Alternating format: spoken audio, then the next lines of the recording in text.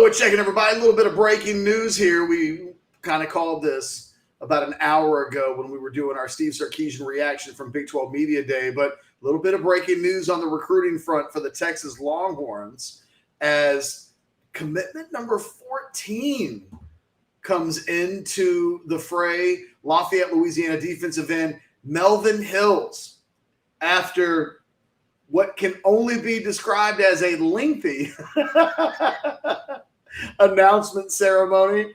Took about 30 minutes, but we eventually got there. Melvin Hills out of Lafayette, Louisiana, commits to the Longhorns. Let's talk a little bit about who Melvin Hills is.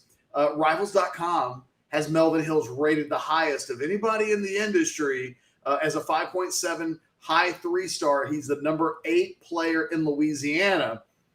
Those are the Rivals rankings. The other networks also have him as a high 3-star, but On3 has him as the number 17 player in the state of Louisiana. 24/7 has him as the number 28 player in Louisiana. The 24/7 composite has him as a high 3-star, number 22 in Louisiana. The Longhorns end up winning this recruiting battle over Ole Miss. He also looked at Auburn. Most of the SEC offered. He's a really interesting guy. I want to remind everybody, if you're pumped up about Melvin Hills becoming a Texas Longhorn commitment in the 2024 recruiting class, hit that like button, subscribe to the channel, get notifications, and by all means, jump in to the chat, participate, and use those super chat options to get your commentary and or questions going. And I do want to remind everybody this video brought to you by the guys over at Prime Shrimp. If you go to the website and use the promo code Orangebloods30, 30% off orders of 6+. That sounds good. I could go for some prime shrimp for dinner if somebody would just come over to my house and make it for me. All right, so Melvin Hills. Let's talk about it a little bit. He's an interesting guy for me. I think he's better than a high 3-star. I think he's most definitely going to end up being a 4-star, I think. He's 6'3"-ish. 277 pounds. And the thing that I think about him is he's a really unique athlete. Physically, you look at him, he's a little undersized for most big-time programs with regards to what they're looking for in their strong side defensive ends. He's 6'3", who knows, with his shoes off, like he's not the tallest guy in the world. So you start thinking about adding weight to him, turning him into an interior guy, a 4 technique, playing some 3 technique. Who knows once you kind of bulk his body up. I think he's at his best when he's playing defensive end and playing in space. He's a terrific athlete. He makes opposing offensive linemen grasp at straws at times in trying to block him because he doesn't let other guys get on him. When he's at his best, he's in space. He's completely throwing offensive linemen off of their game in terms of how they want to block him. He's making plays. He's in the backfield. He's a relentless football player. You can watch his film on Huddle, and one of the things that you'll notice is that he never stops on a play. You know, a lot of big guys will play up to a point, and then they kind of stop. They get tired. They give up. One of the things I like about Melvin Hills is he does not quit on plays. He is always trying. He's playing through the whistle. But back to his skill set, I think he's at his best as a defensive end.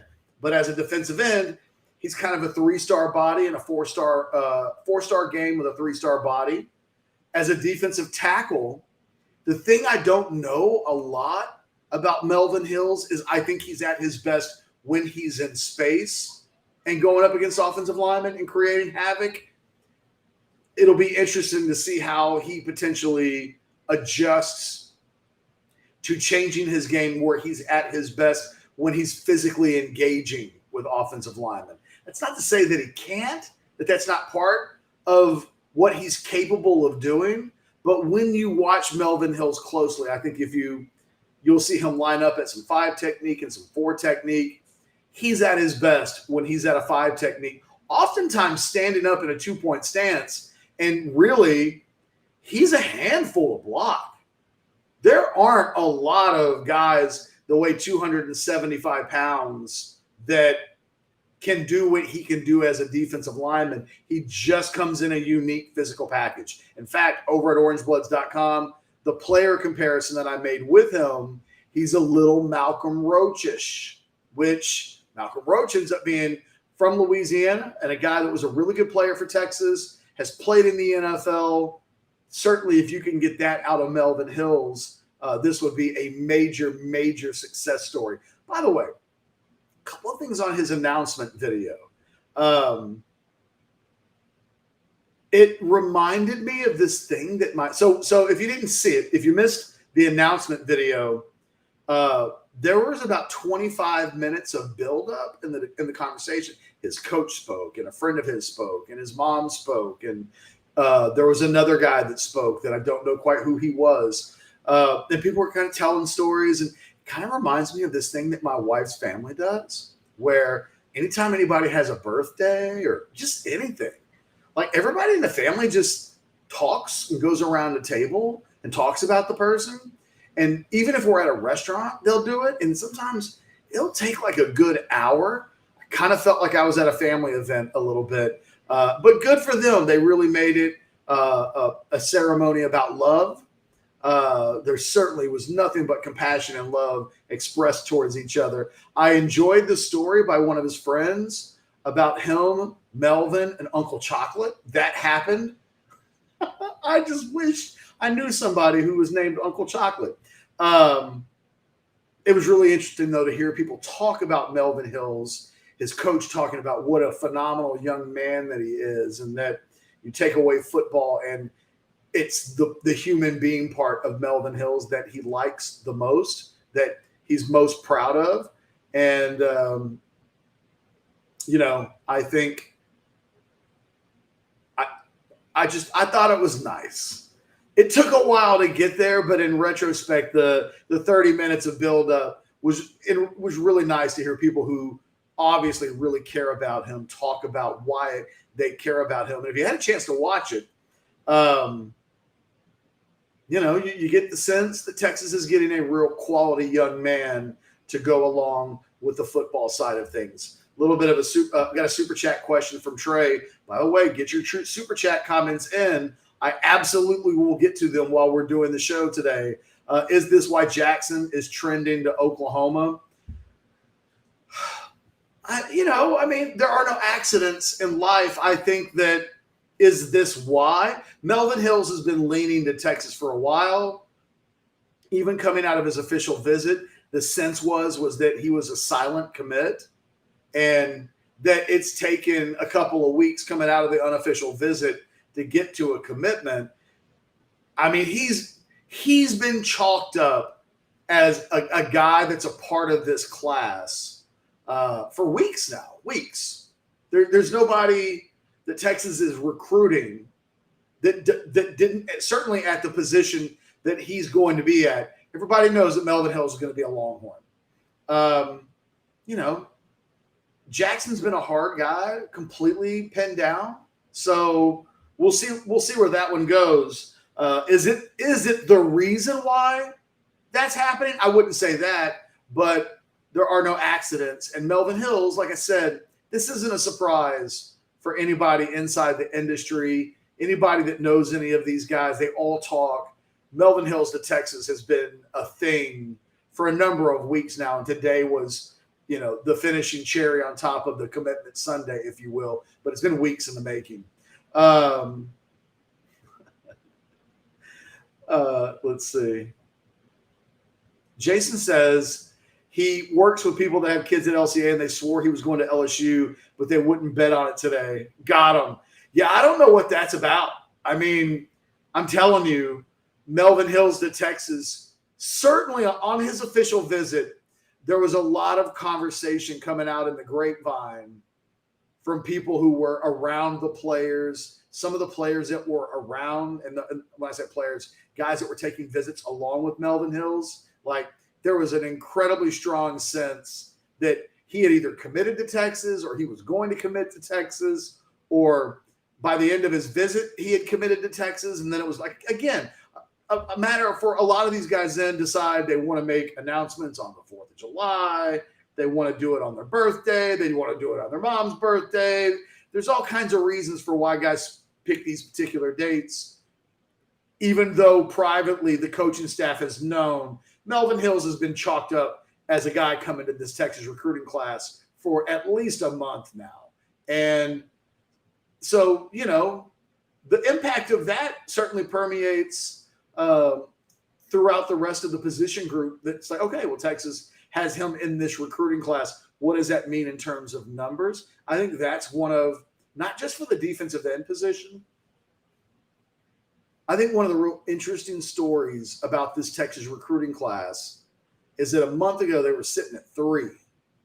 And I was like, oh my God, where are these commitments going to come from? When is it going to start happening? Here we are, not even in July. We're not even in the middle of July. So in less than a month, we've seen Texas climb up to 14. We can start to rattle off some other names. I think we all feel really good about guys like Kobe Black. And, you think about, you keep Wardell Mack as a defensive back. Now you're up to 16. Texas is going to take a full class. They don't have to take 25. They could go up to 28. The math for how they do that becomes really fascinating. And where they're allocating scholarships this year for what positions is really interesting. They're done at quarterback. They're done at running back. But they'd like to take a couple more wide receivers. They're probably done at tight end, barring something completely unforeseen. We're waiting to see what happens on the offensive line. But, if it were the right couple of guys, they would take a couple more offensive linemen. So that's probably at least 4 on offense. And then you think about the defensive side of the ball. It's like, how many defensive backs are they going to take if you include Aaron Hampton, who committed last week as a DB? That's potentially 6. When you add Wardell Mack, Corian Gibson, Kobe Black, suddenly you're creeping up close to 20 commitments. And are they going to take any linebackers? What's going to happen with the defensive line recruiting? As good of a football player as I think Melvin Hills is, you've got to do better in recruiting. What happens later in this recruiting class in terms of defensive linemen? They've got to find some guy. Look, Melvin Hills is a little bit of a project. I mean, he's not a guy. I personally don't look at Melvin and think to myself, first-year impact guy, he's too talented to keep off the field. I probably like him more than any of the recruiting services because I think he's definitely a 4-star guy, and nobody has him rated as that yet. But if he's an interior guy, he's got to bulk up. He's got to probably get stronger. He probably needs a year in the weight room before he's really in the mix at playing time. This is a program that's losing interior guys, and the guys behind them are completely unproven. So when we get to a point where Tavondre Sweat and Byron Murphy are gone, and Alfred Collins is gone, and Vernon Broughton are gone, and now it's the Sarkisian recruited interior players who they like some of these guys, but none of them are proven. It's possible that Melvin Hills could show up and completely surprise me. He will be playing at a position coming into Texas, potentially where they're looking for some answers. And look, if Barron Sorrell has a big season, Barron Sorrell is going to go to the NFL. If Barron Sorrell has 10 sacks, we have it on pretty good authority in this show, 10 sacks and like an all Big 12 borderline All-America season, Barron Sorrell is probably going to the NFL at that point. Behind him, you've got Justice Finkley, who hasn't been able to Justice Finkley and is not a terrible, you can kind of, as a 5 technique, you can kind of look at the commitment today, Melvin Hills. Very Justice Finkley-ish, a little shorter, a little bit of a tweener at the defensive end position, defensive line position, and you're kind of as good as he is at the high school level and as athletically gifted as he is as a player. How does that transition to the college game? It is one of the things that we'll be talking about with Melvin Hills. That being said, there's no question that kind of immediate playing time will be available if he can carve that out. But I don't know that he's an immediate playing time guy. Texas at some point in defensive line recruiting has to start landing. And they look, Colton Vasek, Ethan Burke, those are guys that certainly, for me, those guys count as super blue chips. But we're waiting for the interior defensive linemen, the Bear Alexanders of the world. We're waiting for Bo Davis to land that type of guy who you look at and say, he's going to be here 3 years. He's going to be a kick-ass player. He's going to go pro. And like, that's what Texas is lacking up front, is that kind of disruptive force, which you find on the Georgia rosters, which you find on the Ohio State and the Alabama rosters. Certainly in schools in the SEC, Texas needs that next level caliber of athlete and prospect to be a part of this class. How many can they get? The scholarship numbers, Texas still has room. I mean, in this imaginary world where 25 is the target, and it doesn't have to be, they got 11 more to go. But like I said, you probably think think 4 at a minimum of those spots are reserved for offense, which leaves 7 for defense. It's unofficial. It could be 8. It could be 6.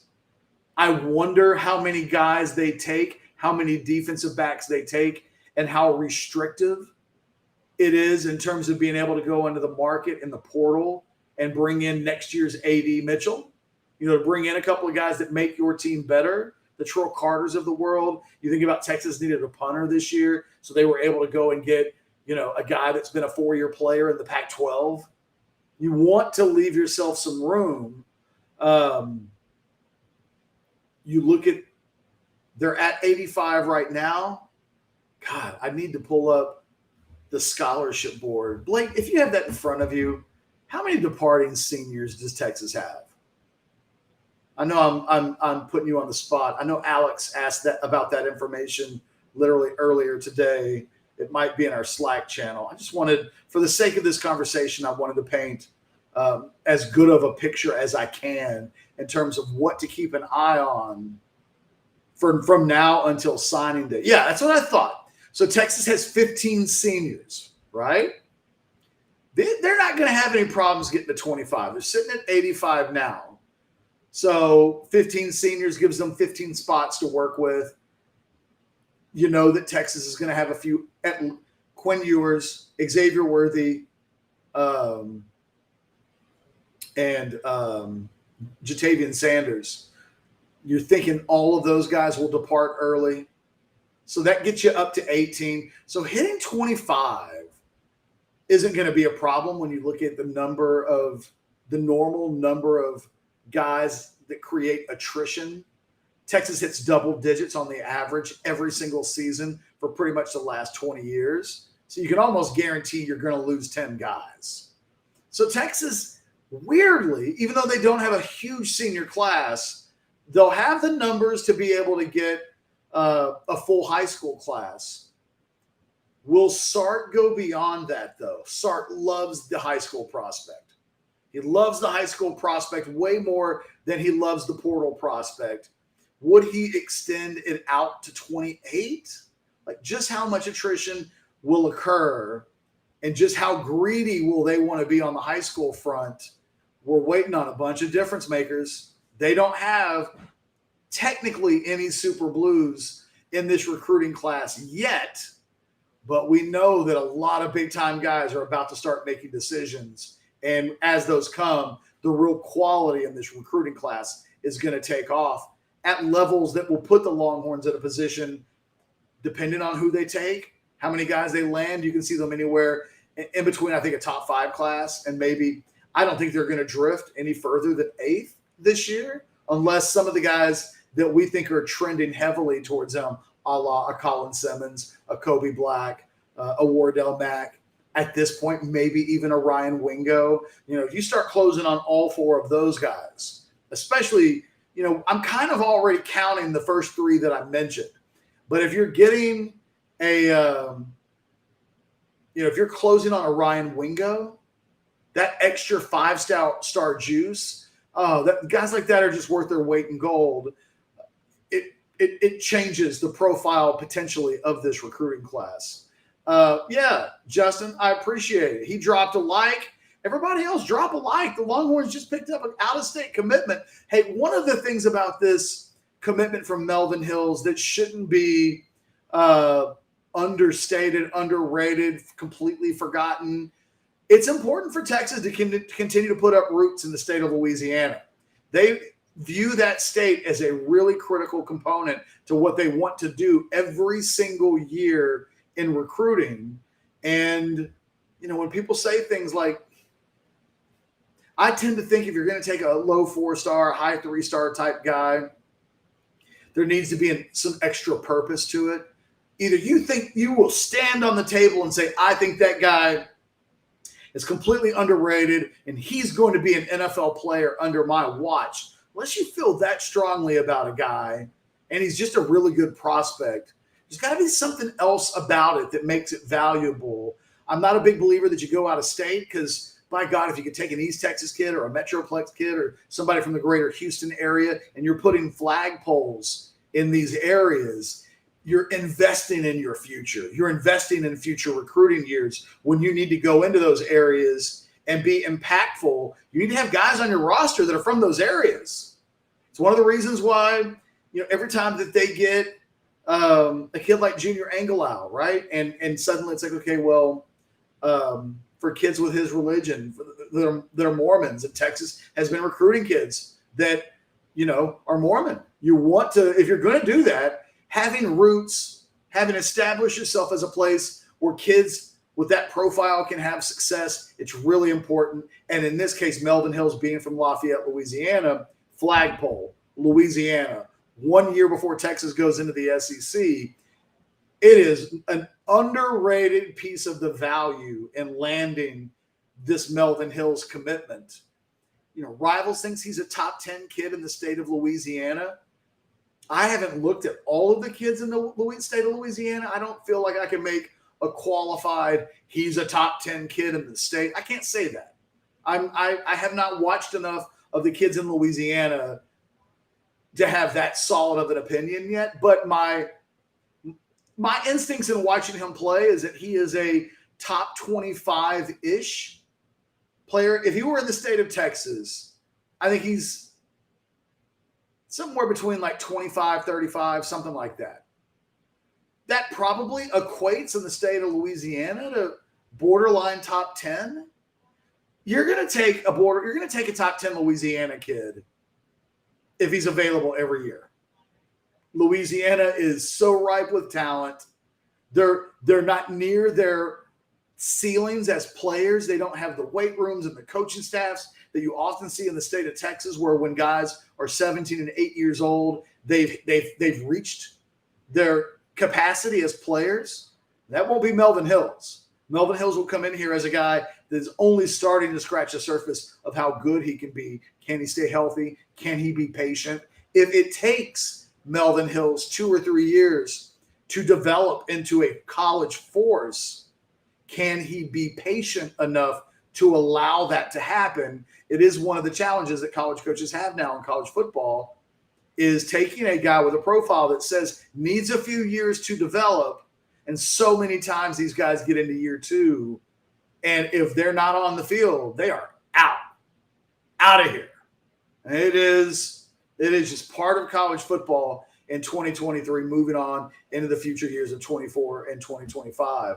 Let's see. I haven't even seen this question. It says, Mike, which state aside from Texas, obviously, is essential for Texas to make inroads into?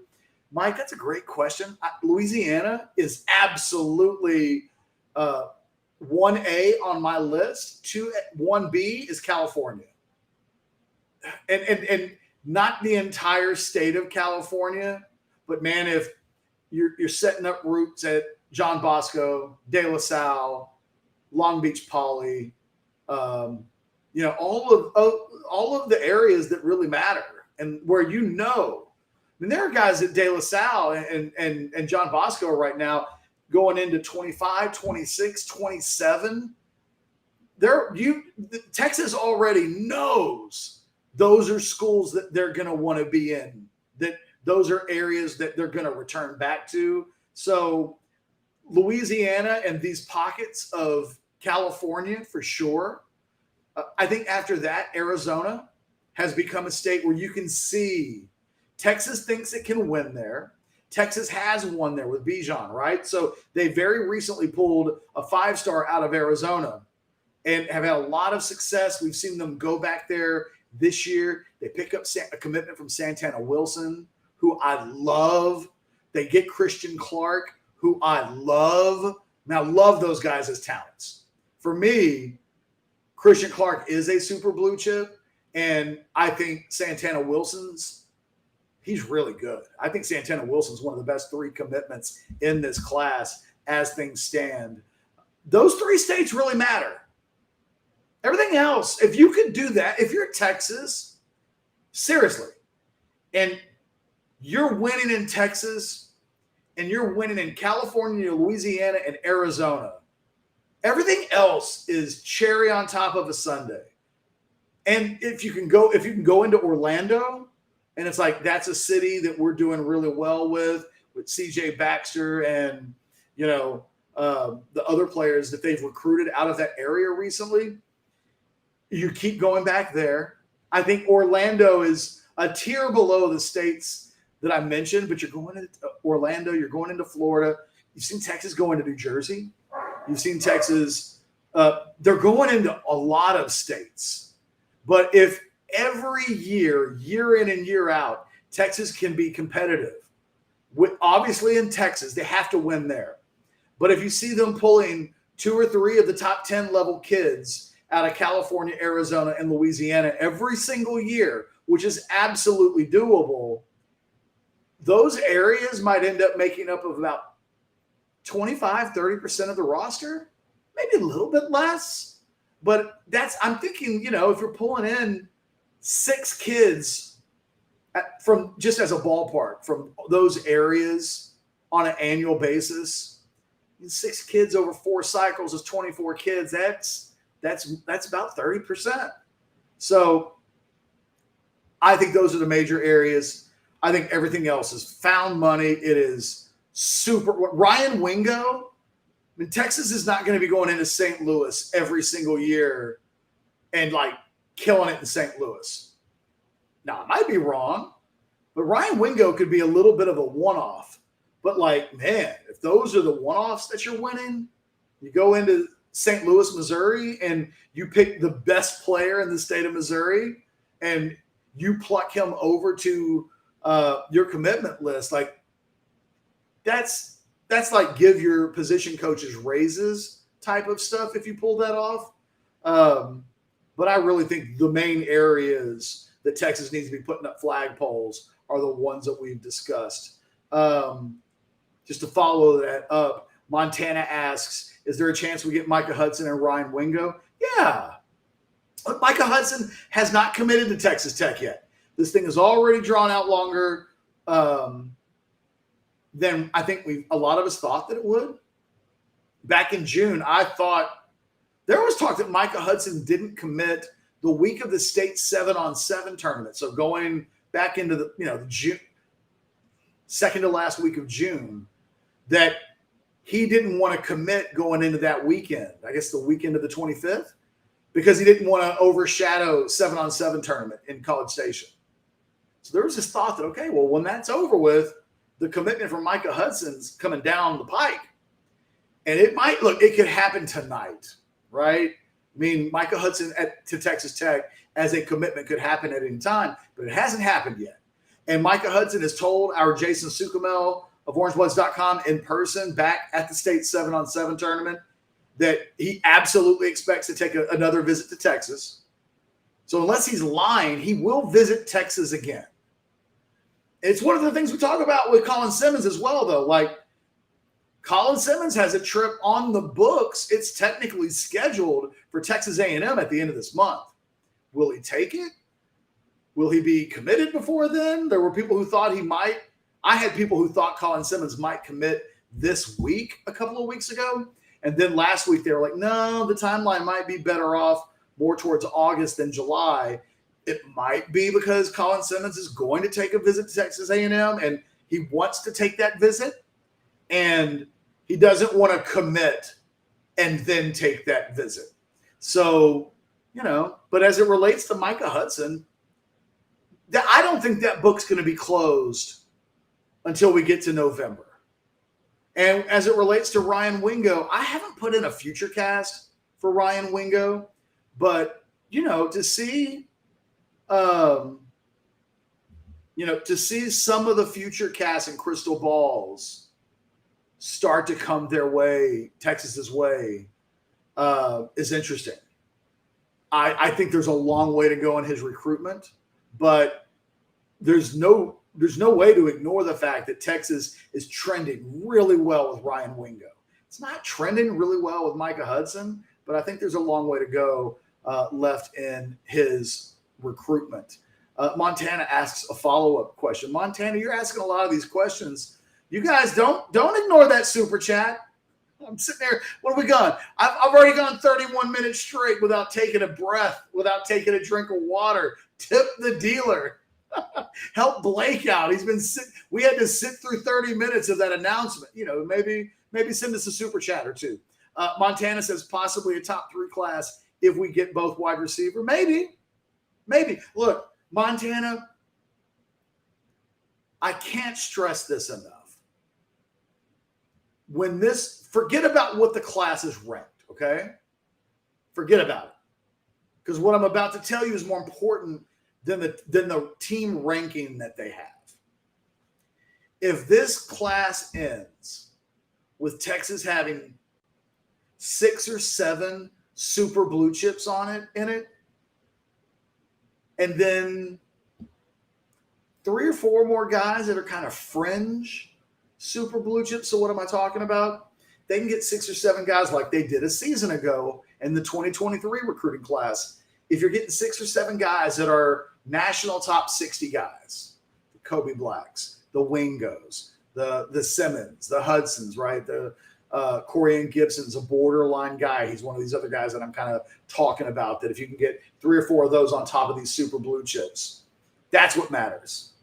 That is what matters. If Texas finishes 9th in the country, 8th in the country, 7th in the country in recruiting, and we look at how many super blue chips they've brought in, and the answer is 1 or 2, that's the sign that the class isn't good enough. But it looks like Texas is trending well. They have technically 0 super blue chips. And this isn't just rivals talking. This is like all of the services. There's not a service out there right now that, if I'm not mistaken, that has Texas with more than 1 national top 100 player, which is crazy.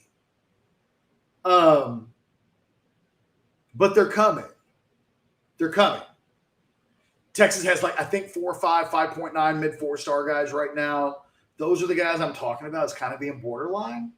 I think Christian Clark will probably end up in this borderline. Santana Wilson also might be in this group where at the end of the year, you're like, it's really, really close. Jordan Johnson-Rebel is the guy that is the super blue chip for rivals. He's not for everybody else right now. Like I said, all across the country, On 3 has Santana Wilson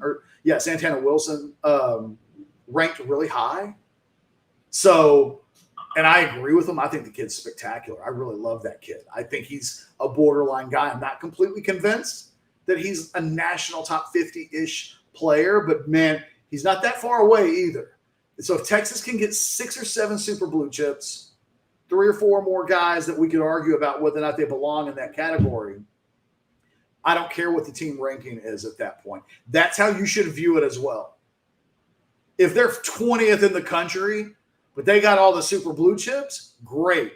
If they're 3rd in the country and they've got 2 super blue chips, that ain't good enough. The team ranking doesn't matter. The number of super blue chips matter. And typically, if you finish 3rd, 4th, 5th in the country, you're going to have a very nice haul of super blue chips. So that's the aim. Forget about team rankings, because I'd rather be ranked lower than a team and have more super blue chips then be ranked higher and have fewer. All right, a little bit of this is what do we got going on here. Chili just says, as an LSU fan, here you go, LOL. That's what I'm talking about, Chili. That's what's up. I'm like, yo, tip the dealer, hit us with a few super chats. And Chili's like, man, I'm not even a Longhorn fan, but you know what? You have been going for 35 minutes. Here's $2. Thank you. Speaking of super chats, and look at Luke, or I guess it would be Luke C 222, not sure. Catch, did you shut down another FM station today? LOL, just kidding. No comment. Does Simmons' commit hinge on another player? No, I do not think it does. You look at that. Seems like Simmons is buddied up, to a lot of guys that I think are going to – Kobe Black, as an example. There was some thought that one of the reasons why Simmons might commit around this time this month was because maybe he and Kobe Black would time it up together. So it's good that he's made friends with – I think a lot of guys are going to end up in this Texas recruiting class. But, I worried a couple of months ago, specifically with LSU, because I thought they were doing a better job overall on kids in Duncanville. They're not Caden Durham, I think, is going to end up going to Oklahoma. But LSU had made inroads there for a while. And then you start thinking to yourself, if they get a couple of Duncanville guys and they're the team that's really revving it up with Texas in that recruitment, maybe that ends up playing against. Maybe Texas rues the day that it didn't go harder after Caden Durham if that kid had ended up at LSU. But I don't think any of that's going to be a factor. And I think the good news I don't think his commitment hinges on another player. If it were to hinge on other player or players, the good news for Texas is he seems more interested in playing with and this isn't anything he's ever said. This is just my vibe.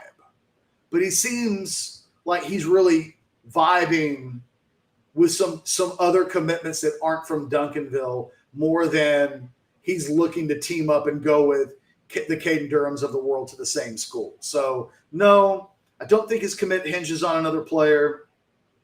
And I think Texas, if it did, I think Texas would be in better shape than maybe we would have thought a couple of months ago, when you probably would have viewed this recruitment through the prism of a more conventional window and not known some of the things that we know with regards to hey, he and Kobe Black have completely hit it off. And that's a really good thing for Texas. But no, I don't really see that happening. Let's wrap this up. Let's see. I'll go to, we'll take one more. I like how much you emphasize the Super Blues, Catch. People don't realize how little a top 10 class means without the elite of the elite. You couldn't be more right. There's virtually not a lot of difference between between the top 10 class in the country and the top 30 class in the country. There's really not. Those low 4 stars, those types of classes. Now, again, it comes down to, if you're ranked 10th in the country, how many guys did you take and how many super blue chips did you get? If you're 10th in the country, but you only signed 20 guys and 5 of them are super blue chips, okay, that's not terrible. If you're 10th in the country and you have 2 super blue chips, you ain't competing with Alabama and Georgia and Texas A&M and Ohio State and USC. Those are the teams that Texas is currently keeping company with on the super blue chip front. In order to pull that off, you have to – someone said it earlier today. You probably need to get 6 in this class to make sure that next year you have it dipped. So Texas has 15 super blue chips on its roster going into this season right now. If you're probably going to need 6 just to be at 15 again next year. The one thing Sark doesn't want to do is he's building this program up. He wants that number to keep going up. And in order for that to happen, they're going to have to really kill it down the stretch with all of the remaining big-time targets that are on their board, they've kind of left these last 11 spots, a lot of them reserved for the big dogs. And the big dogs are going to be the ones that either define this class in a good way or should they end up elsewhere. And I don't think that nobody's projecting that. I'm just saying it for the sake of conversation. It will just determine how good exactly this class is. But excellent remark, not just because you agreed with me, but because your finger is on the pulse, I think, of what really matters when we have these discussions. Guys, thanks to Prime Shrimp. They're the sponsor of this video. It was a breaking news edition, but look, this also breaking news. Use that promo code Orangebloods30. Get your 30% off discount on orders of 6+ at Prime Shrimp. They, trust me, they kill it. It's funny to look at all the guys on Orange Bloods who go and buy Prime Shrimp, talk about it. Never seen one person have a negative word to say about anything they've ever done with Prime Shrimp. And I rarely know anybody that bats 100%. They do, or at least that I've seen. Guys, hit that like button, subscribe to the channel, notifications, all that jazz. Maybe even share this video on social media if you liked it. This was the Melvin Hills commitment reaction video. I don't even know what day it is. It's Wednesday. We will see you soon here on the channel. Not quite sure when that is. Actually, Onwar's got Drunk Uncle tonight, right? Blake, is Onwar doing Drunk Uncle? It's okay. Blake says, I don't know. I think so. I have not heard that he's probably just comes down to what his internet connection is in the hotel. My anticipation is that Drunk Uncle is about to drop in a couple of hours. So don't go anywhere. The content and the creativeness and the fun over at Orange Bloods. He'll be talking about everything that happens at Big 12 Media Day today. You won't want to miss that here on the channel. Coming up soon. Until then, you guys take care. Oh, by the way, Rodolfo, I beat your ass and got into the Melvin Hills Instagram live video before you did. You think you're fast, young man, but this old man, 47 years old, was in the Instagram live story before you entered the chat. Scoreboard, baby. We'll see you later. Goodbye.